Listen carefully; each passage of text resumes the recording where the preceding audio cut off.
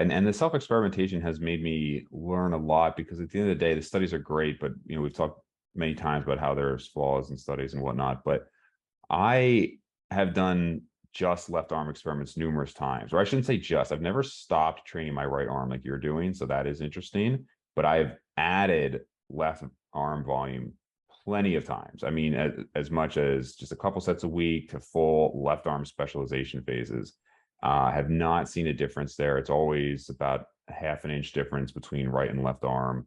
Even the shape is different, the insertion and everything is a little bit different. But which just makes me think, okay, so volume is this primary driver of hypertrophy, and I understand there's a lot in that statement, right? I understand that it's oftentimes misconstrued, but still, I've never noticed a difference from doing all that extra volume. And if anything, I would think maybe there's more validity to Dante Trudell talks about getting weird with it with exercise selection.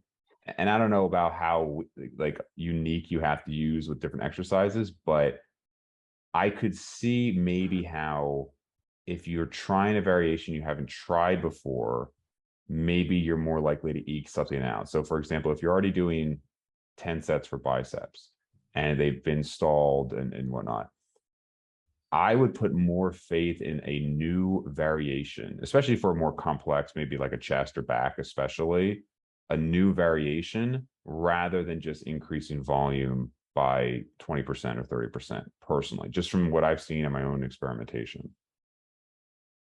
Yeah, I think that that's probably reasonable. It's just it's so difficult because then you start getting into the challenge of whether progress is just neurological or whether you're like actually making progress. And so yeah, I mean, like you and I have talked about, man, if you put a new movement in, it could be 3 months, 6 months, 9 months, depending on how complex it is, and you're still making these like little micro progressions just because your body's getting more familiar with the movement pattern. And like, at what point is the movement in long enough that you can say, hey, I added a rep or 5 pounds, and that's like actually going to correlate to muscle gain? For sure. Yeah. And just to elaborate, then I want to hear your thoughts, Aaron. But just as an example, maybe you've always done a lying leg curl, right? But we show that, I mean, a few studies on it show that a seated leg curl, there's more of a stretch there. And so it seems to be superior. So if you were always doing lying leg curl and then you were up 10 sets, 12 sets, okay, I'm not really going anywhere, but you switch to that different exercise, I can see that being beneficial. Or even the other way around, because at least one, if not couple of studies show that lying leg curl puts more emphasis on the sartorius muscle. Yep. And so maybe you get a little bit more growth by hitting a muscle with a greater emphasis within like a larger muscle group, I guess is a better way to say it. Yeah, I mean, the thing that to take the conversation back a little bit, I think the interesting wrinkle in your calf experiment, Dave, is the calves are an interesting muscle in that we use them so much every single day. So I think I mean, this is purely conjecture, right? I 100% could be 100% wrong. I think the difference with Bryan's like arm experiment is like your arms aren't getting nearly as much like volume of life volume really as your calves. So potentially, I mean, if I had to place my money, I would say I think Bryan will see something small. And I know from like personal experience, the only time I ever saw, like, again, I didn't measure or whatever, but it was clearly visible to me, like calf progress. I was training them 5 sets, 5 days per week. And I started every single session with calves.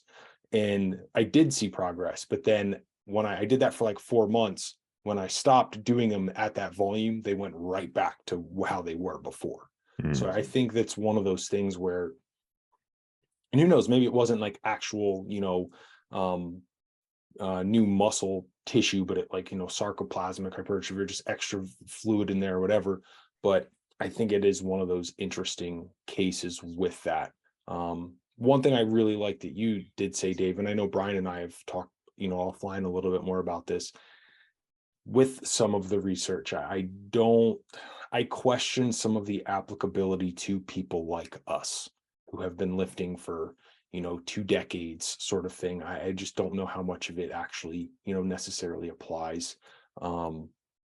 to a magnitude of effect that we may notice like a subjective perceivable difference in.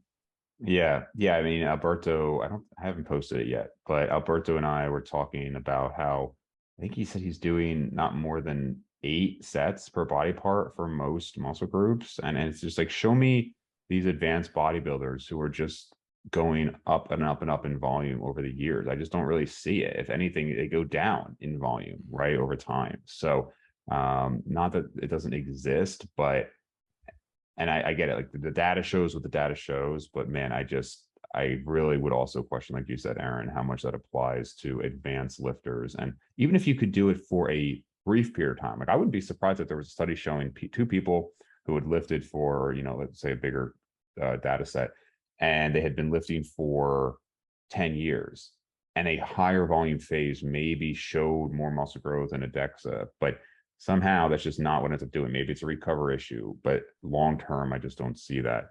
And just your comment about the CAD thing with the 5 days a week, given the data we have, and also just our experience on how much easier it is to maintain muscle, I would have to wonder if that really was true muscle growth in that period. It seems unlikely that you would just lose it so quickly afterwards, unless it just was this kind of temporary, like you said, maybe there was like a perma pump going on, fluid retention, things like that.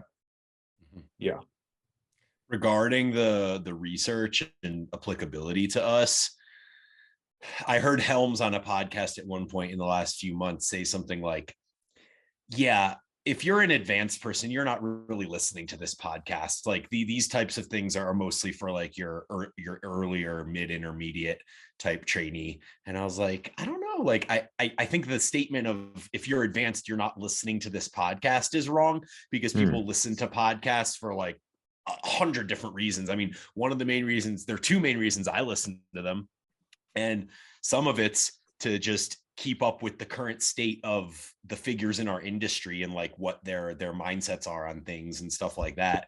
And second, it's straight up entertainment. Like I kind of enjoy hearing Steve Hall interview Eric Helms about stretch mediated hypertrophy, like whether that's applicable to me or it's more applicable to an intermediate, and the way that he talks about it might not specifically apply to me. It's just cool to be able to hear those two guys that I follow talk about a topic that I'm interested in. So it was an interesting statement from him, because it kind of made me sit back and think like, yeah, I guess when he's talking to people on these podcasts, he's almost ubiquitously talking to people with 15 years less experience than me or 20 years less experience than me. And so maybe like the way that I'm doing things is just the way that I should be doing things, because this is what I've figured out for myself over the years. And it aligns a little bit with the research here and there, but maybe it doesn't have to align perfectly with the research because I'm an N of one. Yeah, no, that's a great point. As far as consuming the content, that's very interesting that he said that. I wonder if he meant that specific podcast or in general. I would say probably a lot of advanced lifters just end up doing their own thing, right? They don't end up listening to as much. But I know Jeff Albert says he's listened to this podcast. I listen to other podcasts, but it is very vetted. I mean, there's really only a couple of podcasts on fitness that I will listen to.